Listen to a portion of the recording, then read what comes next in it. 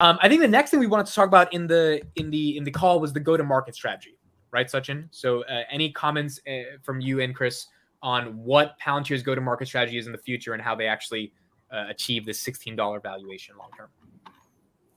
So I think they should have $16 valuation at this particular time without doing anything. So I disagree We with just got to Morgan get to this Stanley. Morgan Stanley analyst expectation. Yeah, so I mean, like I said, analysts they have to tailor-made their recommendation for a lot of things which are not financial or real valuation. But anyways, see, one thing which I would like to caution everyone who is invested in Palantir is, see, Palantir has shared a vision that they want to be like AWS. Okay, they have product to match it. The question is, do they have strategy to match it? I mean, AWS is a juggernaut. I mean, we can criticize on a lot of things on AWS, but guys, AWS is juggernaut. They have dedicated education programs. They have dedicated reach to sales, to B2B. They have certifications. They have books. They have programs. I mean, they are just huge. So if Palantir has to become the AWS of software prime to build for these enterprise, Palantir has to create these avenues. And until unless these avenues are created, yeah, it's a vision. I mean, more than a strategy in action. Okay, that's how I see it. So I want to see like CodeStep has also discussed in past. We want very strong developer community behind. We want some education and certification program coming up. We want more and more testimonies coming from their clients. We want I want to see. I mean, try guys. I mean, go to YouTube and find sometime like events like AWS re:Invent. I mean, try to go to these events. You will see the buzz around it. You know, when you go to these events, you say, man, I don't care if Google is better. I like AWS event. I like the community here. I want to be the part of this community. So they need to create that kind of buzz. So I really like the ambition when they say that they are going to be the AWS in this decade, or AWS, what AWS was in previous decade for developers in this decade. And they are also right, because AWS is all like these pieces in all over the place, and you need to figure it out how to put them together. And a lot of times these pieces actually don't work together that well, or the way they work together, they create a lot of pain and a lot of maintenance. Okay, so having the strategy is right. He also mentioned something which he said that there are three key capabilities that what separates Palantir from rest of the softwares. And he first said that the marginal cost of data integration is effectively zero. So I just want to explain what is that. So for example, you deploy Foundry and you do all the initial data mapping and everything is done, your data ontology is done. Now you want to put another source, another stream of data, you can literally do it at zero cost. That's what he was trying to say. Now the second thing, and this thing has troubled me for a very long time about Palantir, and the reason for that is, and I'll explain. Let me explain it. See, he said the second pillar for Palantir to be a world-class product is that the application development is pretty much also on very minimal marginal cost. Like I explained the concept of marginal cost just now. See, when Palantir was working earlier in government domain, I have talked to at least one of my friend who was working in DARPA and who was involved. I mean, he had some unhappiness with Palantir, and he said that every time they needed to update, they needed someone to come in and to work for them. Okay, so the product in the past was not as modular as it is today. And if you go back 3 years and before, you will not listen Alex Karp and team saying modular product. I think they now have realized that they need to meet their clients where their clients are. Okay, it's not like, okay, it's either Palantir or nothing. Okay, that's what the approach was, and that is what they have struggled. They are changing it, so it's just a start of something. Okay, that's why you will see that nowadays there's a lot of focus on modularity of products, because they realize that this is essential to tap this market, and it didn't exist before. The third pillar he mentioned was that since you can literally connect all of your data sources and all of your employees into one place, you can literally get your digital twin, like functioning digital twin. It's not like dashboard, it's like a digital twin that tells you in real time how to make decisions and what are the trade-offs in this decision. Okay, this is like the ultimate holy grail. And he said that these three pillars, there is no match. And I agree with him. There is no match. Because if you cannot match these things, Yeah, I mean, you will say, okay, we are the infinite scalability company, we are the cost efficient company, we are this company, but you cannot claim that you are the company that is going to solve the largest problem. So in go-to-market strategy, there were few things also which was very critical. And I'm glad that they are accepting it. And I'm telling you, like, Palantir has been very hard as in the past accepting these things. Okay, like things like the nature of their relationship, because I said Palantir always had this top-down approach where they will meet executive first and IT team last, and IT team create this passive aggressive approach for them, where they sometimes they just don't succeed at time. So they are accepting it. I mean, this is what we want a company to. It's not only about having a good product; it's about having the right head to lead the company. That yes, we were wrong. We want to improve on it. Our product was not as modular, but in order to succeed, why their product is modular now? Because they realize that's what their clients want, and that is what is making me more exciting about the company. But like I said, I mean, they have laid it down, the strategy map. Now they have to show the evidence moving forward. Okay, back to you guys. So for me, I would say that the way that they did the sales was really weird because I don't know what their reasoning, why they would limit themselves so much. So the way that he explained it was there's only two ways that you can get Palantir into your organization. You either bought the full product, right? And you did an enterprise license, or you bought it for a use case, right? And the way that I would describe it is like buying a car, right? Either you buy the car, right? Or you rent the car to go from point A to point B, but you can't go anywhere else with it, right? Now they're switching to a point where it's like, let's do a system where pay as you go, because a lot of companies like that traditional model. That's what AWS does.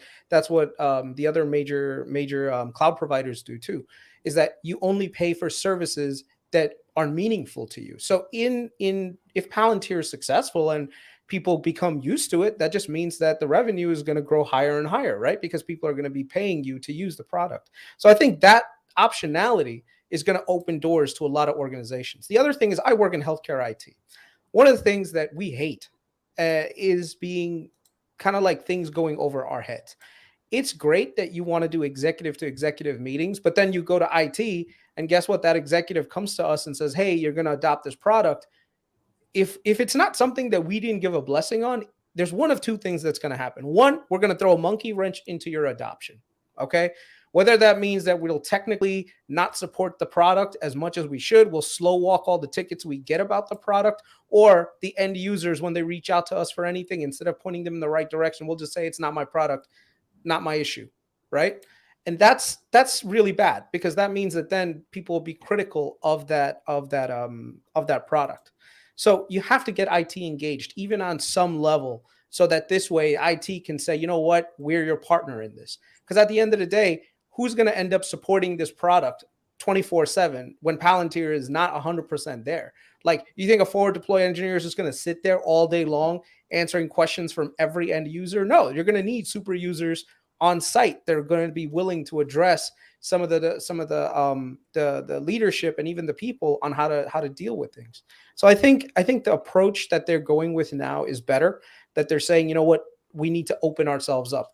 The other thing is, they really need to stop with the secrecy nonsense. Nothing that they are doing right now requires the level of secrecy to the point where it's like, oh my God, we're fixing everything, but we want to keep it a secret. Dude, stop with the secrecy nonsense. Get your product out there in people's hands. Like right now, if I wanted to work with Databricks, do you know what it would take me? Nothing. An afternoon. All I have to do is sign up. I can get a light product by next week, ready to go. I'm not like, oh no, we're a super secret company, we have all this proprietary stuff. Look, I'm sure you have some parts of your software is very proprietary, but it's nothing that is going to be like, oh my God, like the end user is going to steal and build something yourself. It's too complicated to build. So I would say Palantir is going in the right direction with regards to sales. The question for me is going to be around, can they capitalize? Can they execute on that? It's great to talk about these things, say, oh, we're going to change the way we're doing sales. We're going to hire more sales staff. But at this point, are you so far behind that you can't catch up? Are all these other people going to eat your lunch while you're working on pivoting? Because now they're almost in a back foot a little bit, right? Had they done this strategy prior to IPO, maybe 5-6 years ago, when I wouldn't say 5, maybe like 3 years ago, when, you know, Foundry was starting to really take off, they would be in a much more stronger position right now, and their feet would be in much a lot more doors right now.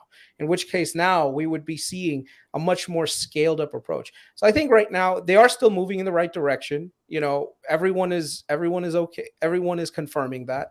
I'm liking what I'm hearing, but for me, it's always about execution risk. Every single company has to have a level of execution. And one thing, and I'm not, please, everyone in the comment section, I love Palantir, but at the end of the day, Alex Karp needs to eat some of that humble pie, which I think he is, and get on board and say, yeah, let's start opening ourselves up. Let's get this done. There's a video that I'll do later in this week that if you guys saw it, you'd be shocked. You'd be like, what the hell? Like, you can't treat your customers like they're optional, you know, and that's what they did in the past. That is, it literally bit them in the what do you call it? They stepped in it. They stepped in it with that kind of thinking. Why do you guys think 3 years ago, when they were innovating Skywise and they saw all the progress they were like, so here's the question. Do you think when they created Skywise and they created an entire platform, an operating system for an entire industry, they got, let's say, so arrogant that, oh, because the industry adopted all of Foundry, not a slice of Foundry, look what we were able to create. That's how we should go to market over the next couple of years. And that kind of led them to be so reserved to modularizing? Or do you think there was some other reason why they made this $80 billion mistake 5 years ago? To me, it's arrogance. It's a lot of arrogance on their part to say that we're doing the best, like we have the best. Did they deserve that arrogance because of Skywise? Like, I don't think for every success that they've had, especially like Skywise, look at Signac. Their product with Credit Suisse, total burned. Like literally, that was an entire write-off. Credit Suisse, they lost their CEO, and even like some parts of their leadership were completely like wiped out because of this product. I'll do a video about it. Because like I said, look it up. It's something called Signac that Palantir was like, oh my God, this is the greatest thing in the world. And guess what? After people started using it, it was like, oh, we don't need it. This is not a good product. And guess what? It burned down the entire product. I think $50 million that they put in completely went to waste. So for every success story we keep hearing about, like, oh, Skywise, and like BP, trust me, Palantir has failed too. There's other products. And I'm going to do some more videos about the products that they've failed either to capitalize on or was a strategic blunder on their part on how they went to market. The other thing is you also can't be overly reliant on your counterparty, right? One of the things that they always do is like, oh yeah, we'll find one industry partner and that industry partner will work with them. We'll create a joint venture and then they'll end up, you know, scaling it to all the little people in their industry. Well, guess what? If your counterparty sucks and they don't do a good job, your product is going to look like crap too. Because it's not just to say, let's just keep building. What is that thing called? Let's just keep building on top of Foundry. But you also have to make sure you're building good things on top of Foundry. So I agree with Kris 100%. Actually, if I could say more than 100%, then that would be the best way. See, Palantir started with government. And they started working with government, and government was way behind how SaaS development is done or any software development or procurement is done. So they started with a certain mindset. Okay, when they came to commercial, I think they borrowed some of that mindset here. Okay, that how things to be done, and we will dictate how things to be done exactly. And I know, talking to some of my friends, that working with Palantir was a pain in ass at some time to a lot of people. Okay, so the thing is, so they always like a mix of like a overconfidence or a confidence or a pride or an arrogance. They said that we know how to solve things. So the reality was, people said, okay, I mean, you are pretty good in tech, you're pretty good in philosophy, but you lack in sales and business, and this is how we work. So now the part is that they kind of started accepting it. And they took actually longer than they should have been. I mean, they have said it themselves. So I hope they executed well. But that's the execution risk we need to see at this particular point. The good thing is, that now their product strategy is focused on what their client wants. Initially, their product strategy was focused on, oh, there is a big problem, I need to solve it. And they were like pretty much focused on working from end to end, and they were building these products. See, nobody has time anymore to build products like Skywise in that long as it used to earlier. People want things running now, because if you cannot do it, and that's what I mean, Palantir also claimed that they can get these things running in no time. I mean, in their demo of HyperAuto, that's what they're saying, and people are doing this 3 months pilot, we can show you value in one day. So now their focus is actually quite different, and they have managed to adapt to their product. I can assure you on this part, like the evidence I see 3 years back, their product was not that modular. Okay, they may have a modular product, but this product was not modular enough to adapt to the client ecosystem. Okay, now you see, I mean, you see they are partnering with Big Bear AI, who has significant overlap in terms of what they do. Okay, in terms of a lot of other companies, I mean, I've talked to them. I mean, they are okay. I mean, they don't care like they need to partner with the Data Robot, or they need to partner with Snowflake. I mean, it's a kind of a competition, but a symbiotic relationship that is developing. You say that clients are not going to replace it. We need to see what client already has, how best we can put Foundry in that, and it helps client. So that is very different, and that has just started, like in 6 months, 8 months, that they are talking to it, and they have a sales force now, because the message we understand, but a lot of B2B clients still don't understand. A lot of B2B clients still don't know what they do, how they do. So let's see how it all goes from that part. Do you think they will be able to modularize and scale the product, given Sham's new attitude of how the company, like, do you have faith they will be able to execute, or are you kind of just like, I'll see if it happens? So I mean, we all have faith to be invested, right? Yeah. But like, yeah. So I'm comfortable in terms of the modularization of product, because we are seeing the evidence of it, like Foundry for Crypto, HyperAuto.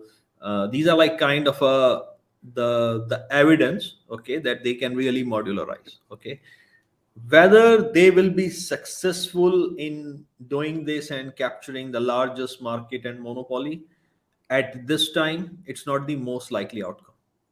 Okay, because we have to judge based on what they have done in past. I mean, learning a mistake is one part, and you can actually execute it with a perfection. That's a whole different story. I cannot call it a base case, and that's what I say. I mean, they are on a good track to grow, but they are not yet on the track to become the monopoly as we expect them to be. This is how I think. Back to you guys. My philosophy on this one is going to be around the developer community, okay, and the adoption of getting more people to be able to be comfortable using the product. Okay, what that means is they have an opportunity with me for the next 2 years. I think if they don't expand themselves in the developer community to the point where I think that more people are going to be open to using them, I don't think that I would be a shareholder after that. I can only give a certain amount of time before the other competitors are going to catch up and eat away and literally you're just going to be sitting around trying to figure out. And I'll be honest with you guys, and I said this to you guys privately, but I'll say it publicly.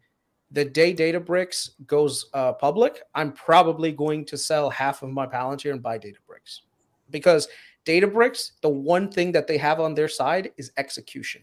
They are executing like nobody's business in this space, and their product is good. They're executing well. The CEO is dynamic. They're getting to the point right now where they are surpassing Palantir in terms of execution, not in technology, but in execution. Yes. So instead of saying, you know what, I'm going to have all my eggs in the Palantir basket in my AI section of my portfolio, no, I'm going to spread it out, but I'm going to spread it out to someone who I think is doing well. The one thing I hope everyone here realizes in any industry, but software in particular, the best product does not always win. Okay, let me repeat that. The best product does not always win. Okay, a lot of times there's been great products that have come out, but if no one uses it, no one can adopt it because it's so technically complex or it's too thick of a thing that, you know, people don't like or don't get used to, it will die on the vine. Okay, and eventually you'll end up being you'll end up cannibalizing. People will end up cannibalizing your market share, right? In which case, then you're struggling and you're always trying to catch up. So I think right now the best thing Palantir can do, really pivot, really lean into this, but really, really take that developer community seriously and get that ball rolling as quick as possible. Some of those YouTube videos, I'm glad that they're doing it because they're giving the opportunity for people to see what they need to do. But guess what? They need to do more than that. I'm hoping now over the next 2022 and 2023, they're doing conferences. They're doing on-site certifications. They're doing conferencing certifications where people can get certified. And that's one of the big secrets of any industry. So here's an example in my industry, in healthcare. One of the things that people covet is this thing called Epic certification. If you're in healthcare, if you get Epic certification, you're guaranteed to get $100,000 job, as a clinical application specialist, right? What's really cool is that the only place where you can get certified is through Epic at their headquarters in Wisconsin, right? And you have to have a company sponsor you to go there to get that certification. But once you get it, it's like $100,000, right? So everyone and their mother right now is always advocating to get Epic into their hospital system so that this way they can get Epic certified. I know that sounds weird, but this way they could get Epic certified so that it makes them more marketable in their community, right? In the healthcare community, in their healthcare IT community. Like for me right now, like, dude, if they offered me Epic certification, I would take it in a heartbeat. Like that's how prestigious it is.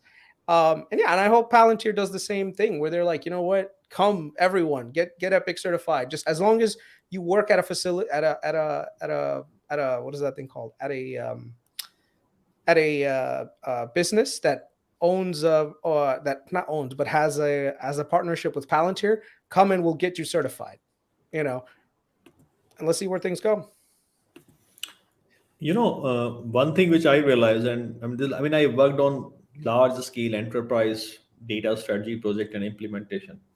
A lot of people who act in the corridor as MIT PhDs in data, okay, they are as good as a high school physics or mathematics student. That is the reality. People are projecting them far better than they are, and this is where Palantir struggles. They bring a professor who is teaching MIT PhD on nuclear science and talking to people who are like in class 8th and just trying to learn what a radioactive isotope is. So they need to understand, like a lot of people who are on the enterprise side, see, every company is not Facebook or Google, that software programmers you have or IT guys you have, they are the smartest. You have a lot of average guy and below average guy who end up working in different kind of roles in a lot of enterprises. Now, if you start going and you're talking to them as a super smart person, you need to come to their level. I think that's the thing. You need to tell them that how I am going to help you, why my presence is going to make your life easy.